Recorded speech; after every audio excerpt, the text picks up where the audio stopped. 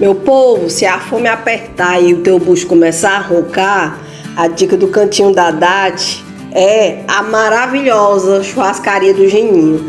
É @churrascaria Geninho _. Eles servem tanto lá, presencial, ou se você preferir, você passa o fio, que eles vão deixar a comida rapidinho na tua casa. Tem churrasco, maminha, baião, batata frita, também tem prato feito, as quentinhas, e à noite eles servem pizza. Manca aí, menino, o negócio é bom, viu? Fica lá no bairro de Fátima. Então, a dica tá dada, não seja besta não, vá lá no Geninho provar as coisas dele, é uma delícia, eu adoro.